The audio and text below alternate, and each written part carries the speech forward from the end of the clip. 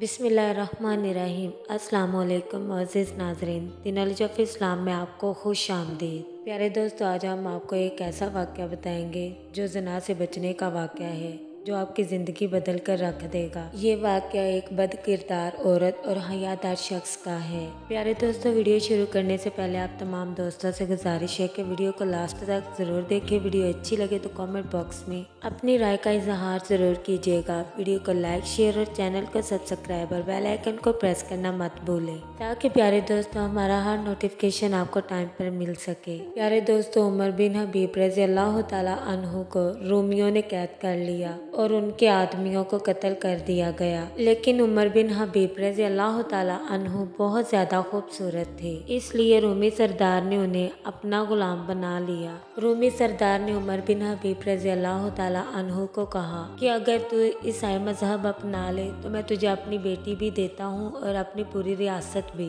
तो उमर बिन हबीब रज़ी अल्लाह तआला अन्हु ने फरमाया कि सारा मुल्की अरब भी दे दे और मुल्क रोम भी दे दे, तो भी मैं एक पल के लिए अपना दीन नहीं छोड़ सकता। फिर सरदार को एक तरकीब सूझी। उसने एक आलीशान घर में उमर बिन हबीब रज़ी अल्लाह तआला अन्हु को बंद कर दिया और शराब और लजीज खाने भी रखे और एक खूबसूरत लड़की को तैयार किया कि उससे गुनाह करवाऊं। वो लड़की उमर बिन हबीब रज़ी अल्लाह तआला अन्हु को गुनाह की दावत देती रही, लेकिन उमर बिन हबीब रज़ी अल्लाह तआला अन्हु नजरें नीची करके खामोश बैठे रहे। 3 दिन और 3 रातें गुजर गई, लेकिन उमर बिन हबीब रज़ी अल्लाह तआला अन्हु ने ना कुछ खाया और ना कुछ पिया और ना ही नजरें उठाकर उस लड़की की तरफ देखा। 3 दिन के बाद उस लड़की ने पूछा, तू क्या चीज है? तूने ना कुछ खाया है और ना कुछ पिया है और ना ही तुमने मेरी तरफ नजर उठाकर मुझे देखा है। आखिर तुम्हें कौन रोकता है इन सब चीजों से? उमर बिन हबीब रज़ी अल्लाह तआला अन्हु ने फरमाया कि अब तो मेरे लिए शराब भी हलाल है, जिस हाल में मेरी प्यास पहुंच चुकी है। बादशाह ने सुअर का गोश्त भी रखा था।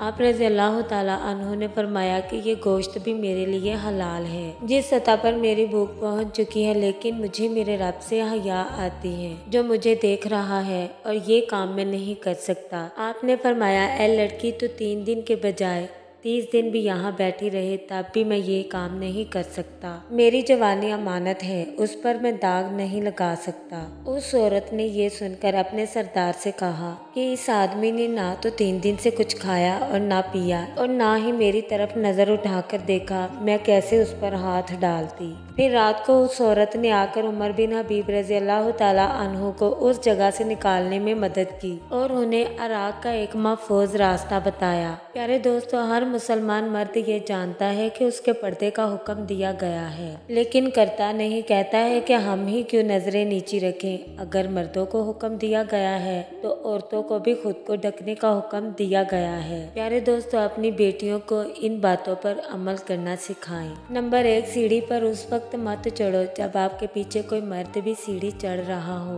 बल्कि सीढ़ी के किसी एक जाविये पर रुक जाएं और उसके बाद चढ़ें। नंबर 2, लिफ्ट पर किसी अजनबी मर्द की मौजूदगी में मत चढ़ें, उसके निकलने का इंतजार करें और बाद में चढ़ें। नंबर 3, अपने चचा, मामू, खाला के बेटों से हाथ के साथ मुसाफा मत कीजिए। नंबर 4, अपने साथ गुफ्तगू करने वाले शख्स के साथ हमेशा मुनासिब फासला रखिए। नंबर 5, हमेशा किसी के साथ मुआमला करने की हद मुकर्रर करें, चाहे वो कितना ही करीबी क्यों ना हो, और अपने वकार का ख्याल रखें। प्यारे दोस्तों, उम्मीद करते हैं आपको हमारी वीडियो अच्छी लगी। कमेंट बॉक्स में अपनी राय का इजहार जरूर कीजिएगा।